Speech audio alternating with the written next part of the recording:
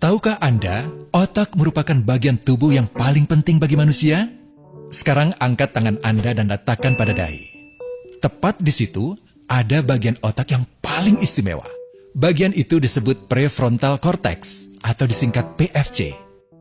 Menurut peneliti otak Jordan Grafman, PFC ini hanya ada pada otak manusia, sehingga membedakan kita dengan binatang. Bagian ini diciptakan dan dirancang khusus oleh Tuhan supaya manusia mampu memilih dan memiliki etika. PFC berfungsi seperti pemimpin. Ia bertanggung jawab untuk berkonsentrasi, memahami benar dan salah, mengendalikan diri, menunda kepuasan, berpikir kritis, dan merencanakan masa depan. PFC adalah pusat pertimbangan dan pengambilan keputusan. PFC inilah yang membentuk kepribadian dan perilaku sosial.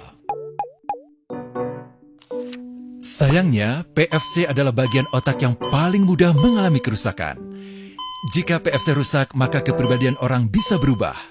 Rusaknya PFC bisa disebabkan oleh benturan fisik, bisa juga oleh zat kimia, seperti narkotika, psikotropika, dan zat adiktif atau nafsa.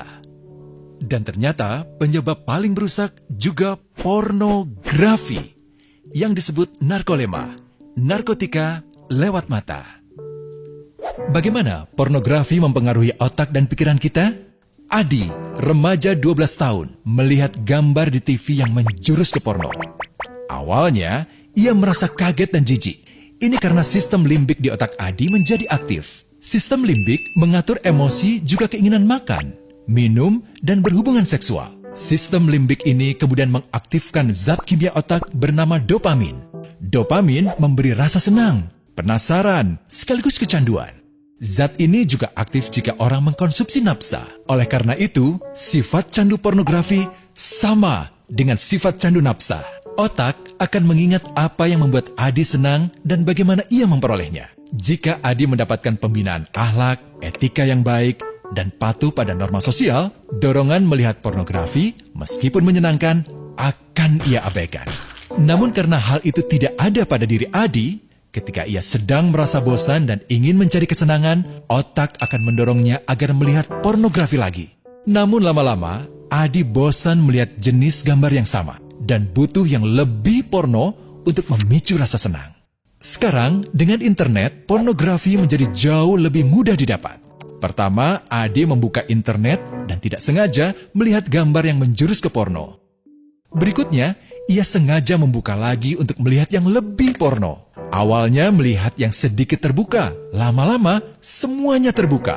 Awalnya melihat 1 menit, lama-lama 1 jam. Adi mengalami kecanduan pornografi.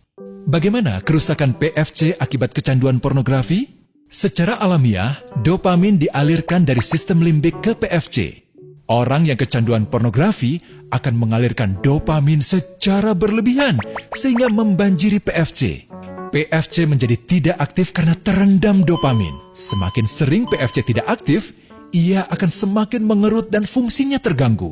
Sistem limbik justru akan berkembang semakin besar karena terus mengaktifkan dopamin, sehingga Adi cenderung untuk terus mencari kesenangan tanpa takut atas akibatnya. Jika tidak ditangani segera, Adi berpeluang besar menjadi pelanggan pornografi seumur hidup dan mengalami kerusakan otak di bagian PFC. Awalnya, ia akan kehilangan konsentrasi, penurunan kemampuan menimbang benar dan salah, serta berkurangnya kemampuan mengambil keputusan. Lama-lama, besar kemungkinan ia akan melakukan masturbasi, oral seks, hubungan seksual suka sama suka, dan mudah berganti-ganti pasangan seksual.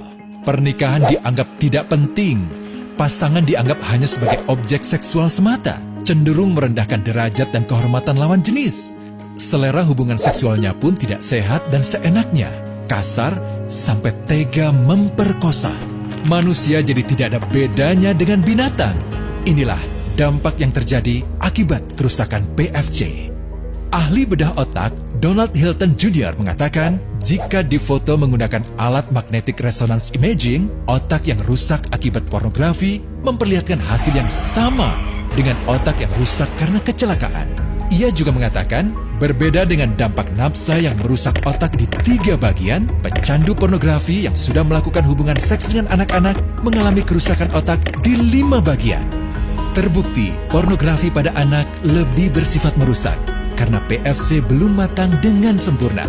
Tapi untungnya, otak anak yang belum sempurna ini masih mudah dibentuk.